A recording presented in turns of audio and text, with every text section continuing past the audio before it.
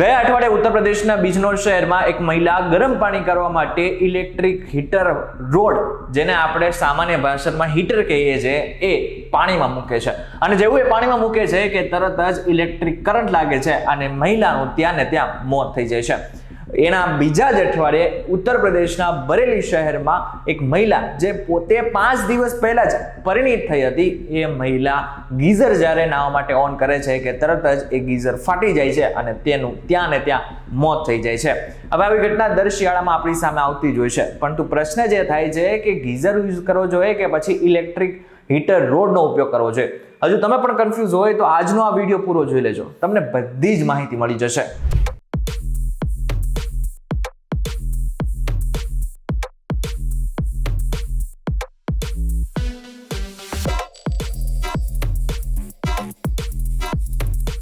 Welcome back focus VTV ગુજરાતી.com પર તમે જોઈ રહ્યા છો ડેઈલી ડોઝ અને હું છું કરણ ચડોતરા. ઇમર્શન રોડ, જેને હીટર તરીકે પણ ઓળખવામાં આવે છે, એ સામાન્ય રીતે મિડલ ક્લાસ વ્યક્તિઓના ઘરમાં આપણે જોતા જ આવ્યા છે. કદાચ અત્યારે તમારા ઘરમાં પણ એ જ રોડનો ઉપયોગ ગરમ પાણી કરવા માટે થતો હોય છે, કારણ કે સસ્તું પણ છે અને લાંબો સમય સુધી ચાલતું પણ હોય છે. ઇમર્શન રોડ એટલે કે હીટર મેન્યુઅલી કામ કરે છે. આમાં ઓટો કટનો વિકલ્પ નથી, તેથી તેનો ઉપયોગ કરતી વખતે ખૂબ જ સાવચેત રહેવાની જરૂર પડે છે. હવે જે ઇમર્શન રોડ એટલે કે હીટર છે, એનો ઉપયોગ સામાન્ય રીતે પાણી ગરમ કરવા માટે થાય છે, પરંતુ આ એકચ્યુઅલમાં કામ કેવી રીતના કરે છે તેની વાત કરીએ. ઇમર્શન રોડમાં નિક્રોમ વાયરનો સમાવેશ થાય છે. આ વાયર કોઇલની જેમ વક્ર છે. તેના ઉપરના ભાગમાં પ્લાસ્ટિક ઇન્સ્યુલેશન છે. જ્યારે કોઇલના બંને છેડા તાંબાની નળી સાથે જોડાયેલા હોય છે, ત્યારે આ ભાગ પાણીમાં ડૂબી જાય છે અને પાણી આપોઆપ ગરમ થવા લાગે છે. હવે જે રોડ છે ને, એટલે કે હીટર જે છે, એ મેન્યુઅલ મોડમાં કામ કરે છે. એટલા માટે થઈને એમાં ઇલેક્ટ્રિક કરંટ લાગવાનું જોખમ વધારે હોય છે.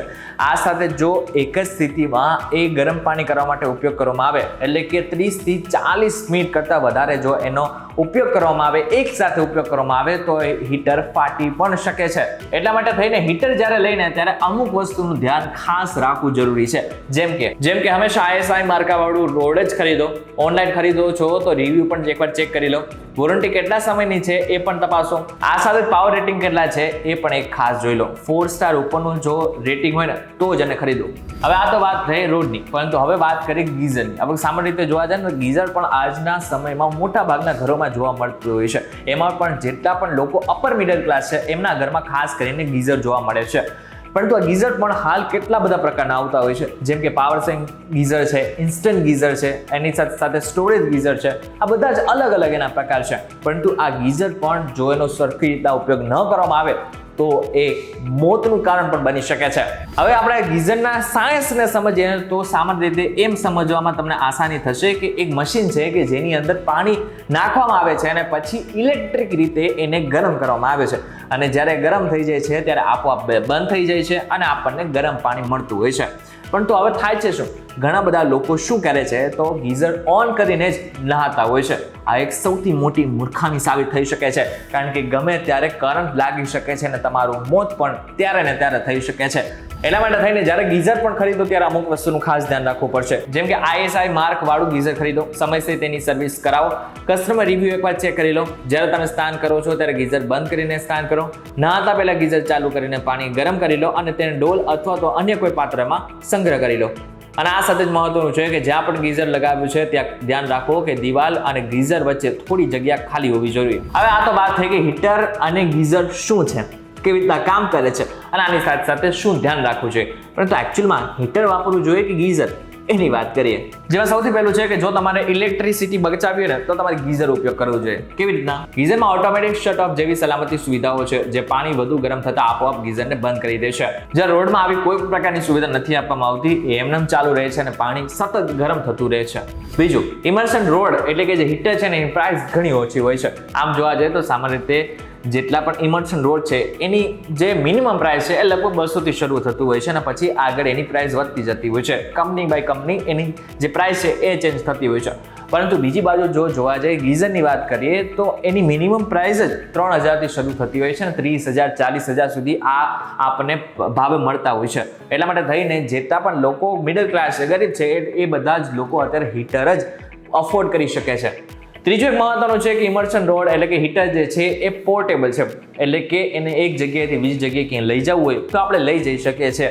એનામાં કોઈ પ્રકારનો ભાર નથી હોતો, સામાન્ય એવો ભાર હોય છે કે જે આપણે બેગમાં પણ લઈને જઈ શકીએ છીએ. અને બીજી બાજુ જો ગીઝરની વાત કરીએ તો એક જગ્યાએ જ પડેલી વસ્તુ છે, એને આપણે એક જગ્યાએથી બીજી જગ્યાએ નથી લઈ જઈ શકતા. ચોથું અને મહત્વનું, સલામતી માટે ગીઝર જ બેસ્ટ છે. હવે હું શું કામ કહી રહ્યો છું? આમ જોવા જાય તો અત્યારના જેટલા પણ આધુનિક ગીઝર આવી ગયા છે ને, એમાં અમુક પ્રકારની ટેકનોલોજી એવી છે કે જે સામાન્ય રીતે જોવા જાય ને તો જેવું પાણી ગરમ થયું કે તરત જ એને ગીઝર આપોઆપ બંધ કરી નાખે છે. એટલે કે જે મશીન છે એને જ બંધ કરી નાખે છે કે આગળના સમયમાં એ પાણી વધારે પડતું ગરમ ના થાય અને મશીનને કોઈ પણ પ્રકારનું નુકસાન ન પહોંચાડે. જ્યારે બીજી બાજુ જોવા જાય તો ઇલેક્ટ્રિક રોડ છે એટલે કે હીટર છે, એમાં આવી કોઈ પણ પ્રકારની જેટલી પણ સલામતી છે એ નથી હોતી. સામાન્ય રીતે આ જ એક મોટું કારણ હોય છે હીટર ફાટવાનું. અને હીટરમાં પણ જોવા જઈએ ને તો અત્યાર સુધીની જેટલા પણ કેસ સામે આવ્યા છે એ ઉપરથી કહીએ તો હીટરમાં સૌથી વધારે કરંટ આવવાના ચાન્સીસ વધારે છે, જ્યારે ગીઝરમાં આ ચાન્સીસ ઓછા છે. પરંતુ તમે તમારા ઘરમાં શું ઉપયોગ કરો છો? હીટર યુઝ કરો છો કે પછી ગીઝરનો ઉપયોગ કરો છો? અને તમને શું બેસ્ટ લાગે છે એમને જરાક કોમેન્ટ કરીને ચોક્કસ કહેજો. વિડીયો તો કહેજો, તમને કોઈ ઇન્ફોર્મેશન મળી હોય તો વિડીયો લાઈક અને શેર જરૂરથી કરજો. આવા જ ઇન્ફોર્મેટિવ વિડીયોઝ માટે VTV Gujarati.com ની અમારી ચેનલને સબસ્ક્રાઇબ કરી નાખજો.